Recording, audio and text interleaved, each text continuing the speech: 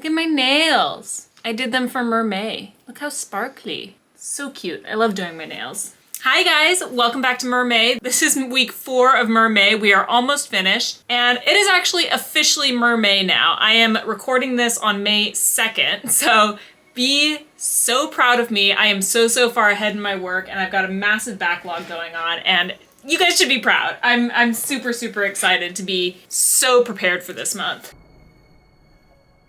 But let's go ahead and review what we've done for Mermay so far. This year was the first year that I'm doing Mermay on my YouTube channel, and what I really wanted to do is design 5 different characters around 5 different popular types of mermaids. We have already done the Siren in week 1, we did a Selkie in week 2, week 3 was our deep water mermaid, and for week 4, I want to try and do the opposite of a deep water, which I think is not only going to be shallow water, but also fresh water. I think a lot of people associate mermaids with the open ocean, but I've always really liked the idea of mermaids hanging out in like rivers and ponds. You could maybe find them in the forest under a waterfall. I think it gives them a more magical essence, in addition to the mysteriousness that a mermaid already has. So I want to go ahead and hop right in here. I'll switch you guys over to the screen recording and let's get started. So I'm kind of going into this empty-headed. I don't really know what exactly I want to do. I think my first thought though is I kind of want to make this mermaid more based on an aquatic mammal than a fish. Whoops. And I want to do this for 2 reasons. One, because aside from the Selkie, I've only done fish-based mermaids so far, and I kind of want to see if I can do like a dolphin-shaped mermaid and how that would maybe fit into a freshwater environment. And 2, speaking of dolphins, when I think of freshwater aquatic animals, the first thing I think of is actually a river dolphin, which is a species of dolphin that I believe lives in the Amazon River, which is of course freshwater. So I kind of want to see if I can base the design of this mermaid on something like that. And then when I think of mermaids in a river, the other thing that I think of is our good friend, the manatee. I have always been so obsessed with manatees. I think they're so adorable and so goofy looking. And I've just always had a soft spot for animals that humanity has done so wrong, because they are the sweetest little things. And I've heard so many stories of tourists in Florida disrespecting them. It makes me feel so bad. They're like the little underdogs of the ocean. Now, manatees are not necessarily exclusively freshwater. They do live in fresh and saltwater environments. But I think with the legend of the manatee first being mistaken for a mermaid, it's just something that has to pop up in this series. And you know what? I've just come up with a much better idea for this entire piece. I don't want to do that pose anymore. It was just kind of boring, to be honest. But I was talking about at the beginning, I love the idea of mermaids being in kind of like a river, waterfall, foresty environment. So what I'm gonna do instead is I'm actually gonna put this mermaid on land. I'm gonna do a little bit less of a posed piece. And I think what I wanna do, I'm really changing this up completely, but I want to go for a pose where she's kind of wringing out her hair. I think I did a pose similar to this for Drawloween last year, or Inktober, whatever you would like to call it. The theme that I had chosen for myself was cryptids, and one of the cryptids I decided to do was the Loch Ness Monster. And I think I was also doing a pose where she was wringing out her hair, and that's one of my favorite drawings I've ever done for Inktober.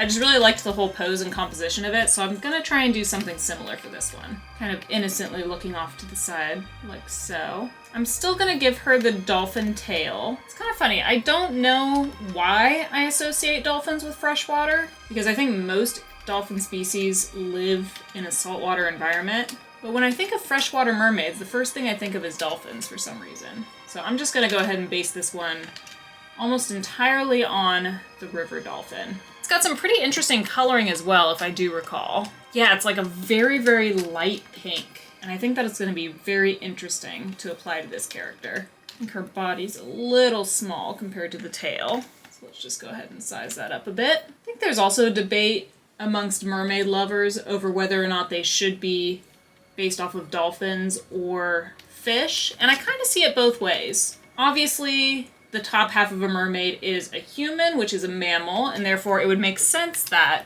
the bottom half should be based off of a dolphin. But like I was discussing in the siren video, I've always kind of seen the top half of mermaids as more of like an adaptation. Like how an anglerfish has developed bioluminescence to attract prey, I kind of like to think that mermaids have developed this sort of camouflage, seductive top half to serve as both protection from humans and maybe a bit of a lure as well. In which case, I think a fish would be much more well adapted to evolve that way. So the way that I like to think of it is more like mermaids are sort of like crabs in the sense that they have evolved separately from a bunch of different species and somehow ended up looking exactly the same. So whether they're a mammal or a fish, I think they would still be considered a mermaid.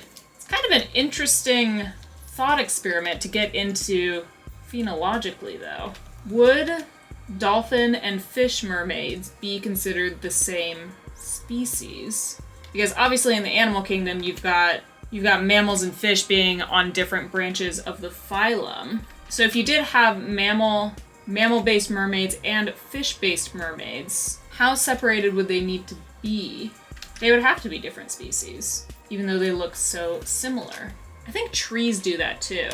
Like palm trees and oak trees or cherry trees are all completely different. They all evolved from different ancestors, yet somehow they all ended up being trees. That's how I like to think of it anyway. I'm just about done with the base here. I don't see this mermaid having a lot of really complicated details. So this one's going to be a pretty simple design, but I do think I rambled long enough for this to be a relatively decent length video. So I think I'm gonna go ahead and stop pretty soon here, and I will meet you guys back here with the finished rendered product. Really quick, just so I don't lose the plot here, I'm gonna draw in a bit of a background. All right, there's our sketch for Freshwater Mermaid. I will meet you guys back here for the final product. See you then.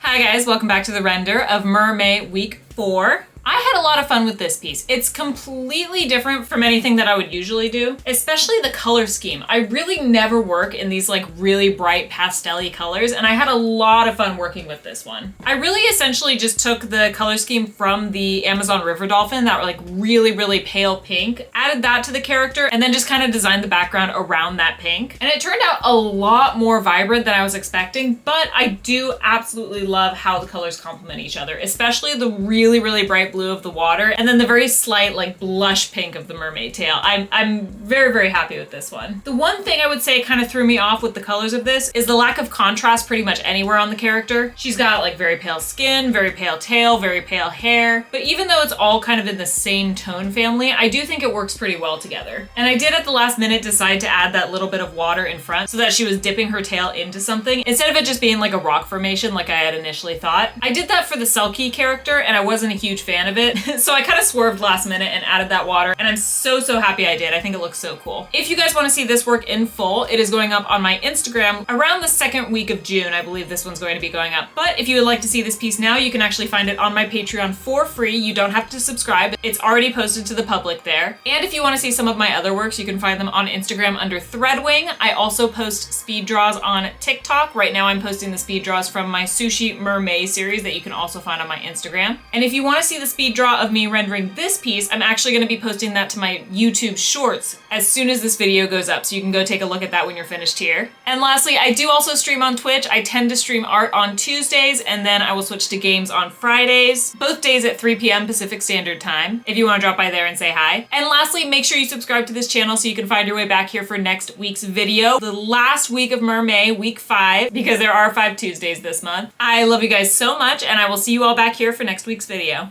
Bye!